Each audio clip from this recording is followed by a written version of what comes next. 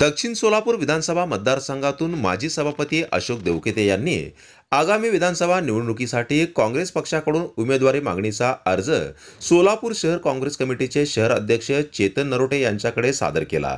दरम्यान मनोगत व्यक्त करताना अशोक देवकेते म्हणाले की दक्षिण तालुक्यामधून उमेदवारी काँग्रेस पक्षाकडून कोणालाही मिळो, आम्ही त्यांच्या खांद्याला खांदा लावून सोबत काम करू व मोठ्या मताधिक्याने काँग्रेसचाच उमेदवार दक्षिण तालुक्यामधून निवडून आणू।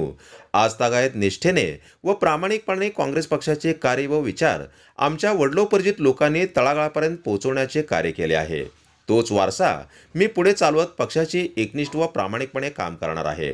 यावेळी तालुका अध्यक्ष हरीश पाटील, राधाकृष्ण पाटील, तिरुपती परकीपंडला, यशवंत देवकते, शिवानंद यलगोंडे, आप्पाराव पाटील, ज्योतिप्पा सिन्नेवडियार, राजू शिवशरण, अमसिद बळगुंडे, बाजीराव बळगुंडे, भारत बनसोडे, सोमनिंग देवकते, लक्ष्मण कोळी, तुकाराम मळेवाडी, राहुल देवकते, संतोष देवकते, अरुण देवकते, भीमाशंकर नरोटे, पूर्णानंद पाटील आदींसह काँग्रेस पक्षाचे पदाधिकारी व कार्यकर्ते बहुसंख्येने उपस्थित होते।